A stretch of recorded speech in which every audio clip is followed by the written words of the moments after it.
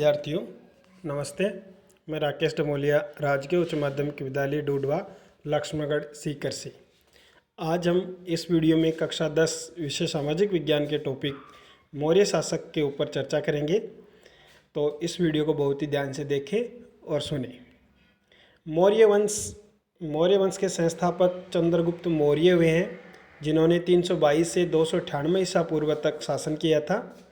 चंद्रगुप्त मौर्य चाणक्य की सहायता से नंद वंश के राजा घनानंद को हरा करके उन्होंने मौर्य वंश की स्थापना की थी।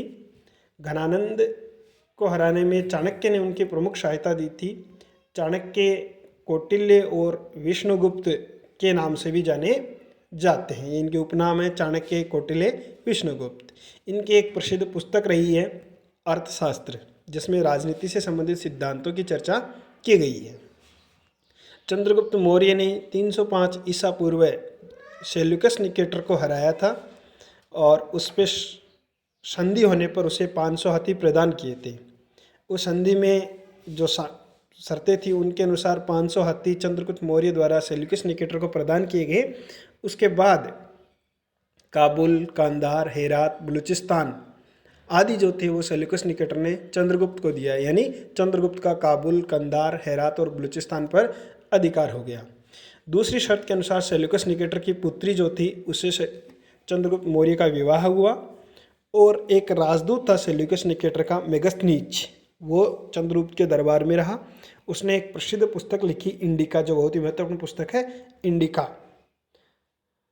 अपने अंतिम समय में भद्रबाहु से जैन धर्म दीक्षा चंद्रगुप्त मौर्य ने ग्रहण की और 298 ईसा पूर्व स्वर्ण बेलगोला में इनकी मृत्यु हो गई।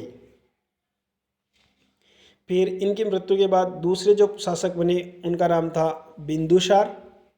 बिंदुसार ने 298 ईसा पूर्व से 272 ईसा पूर्व तक शासन किया। इनके पिता चंद्रगुप्त मौर्य थे। बिंदुसार के कुछ उपनाम हैं जो यूनानी लेखकों ने इन्हें मित्रोचेटस कहा है। वायु पुराण में इन्हें भद्रसार कहा गया है। जैन ग्रंथों में इन्हें सिंहसेन कहा गया है। बिंदुसार के समय तक्षशिला में 2 विद्रोह हुए थे, जिनको क्रमशः अशोक और सुसीम ने दबाया था। ये महत्वपूर्ण प्रश्न है। बिंदुसार के समय कहाँ पर विद्रोह हुए और किसने दबाया? तक्षशिला में हुए और अशोक और सुसीम ने इनको दबाया था। यूनानी शासक एंटियोकस ने डाइमेकस को अपना राजदूत बना करके इनके दरबार में भेजा था। एंटियोकस का राजदूत था डाइमेकस। और मिशनरीज फिलाडेल्फस, जिन्हें मेली द्वितीय भी कहा जाता है, ने डियानीसियस को अपना राजदूत बना करके इनके दरबार में भेजा था। इनके बाद महान मौर्य सम्राट अशोक हुए, जो 273 ईस्वी से 232 ईसा पूर्व तक इन्होंने शासन किया। मास्की और गुज्जरा अभिलेख में अशोक नाम हमें मिलता है। ये महत्वपूर्ण प्रश्न है कि किस अभिलेख में अशोक नाम मिलता है? मास्की और गुज्जरा अभिलेख। अभिलेखों में अशोक देवनामपीय व देवनामपीय दशी की उपाधियों से विभूषित हैं। अशोक का विवाह विदिशा की राजकुमारी से हुआ था और अभिलेखों में अशोक की पत्नी का नाम कारुवाकी मिलता है। ये भी महत्वपूर्ण प्रश्न है कि अभिलेखों में अशोक की पत्नी का क्या नाम है? कारुवाकी। अशोक के पुत्र का नाम महेंद्र और पुत्री का नाम संघमित्रा था। अशोक ने शासन बनने के 7 वर्ष बाद अपने साम्राज्य में कश्मीर व खेतान को मिलाया।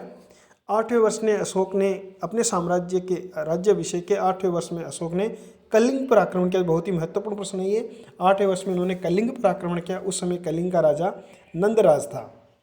कलिंग युद्ध में हुए जो नरसंहार था, उसके बाद उनका हृदय परिवर्तन हुआ और उन्होंने भेरी घोष यानी युद्ध घोषणा की बजाय धम्म घोष, शांति की घोषणा की तरफ उन्होंने प्रस्थान किया या धम्म घोष का अनुसरण उन्होंने किया। अशोक के बाद कुणाल मौर्य सम्राट बना, जिसे दिव्यावदान में धर्म विवर्धन कहा गया है। कुणाल के बाद क्रमशः संप्रति व दशरथ राजा बने और बृहदत्त अंतिम मौर्य सम्राट थे, जिनकी पुष्यमित्र शुंग ने हत्या करके, पुष्यमित्र शुंग इनके सेनापति थे, उन्होंने हत्या करके शुंग वंश की स्थापना कर दी।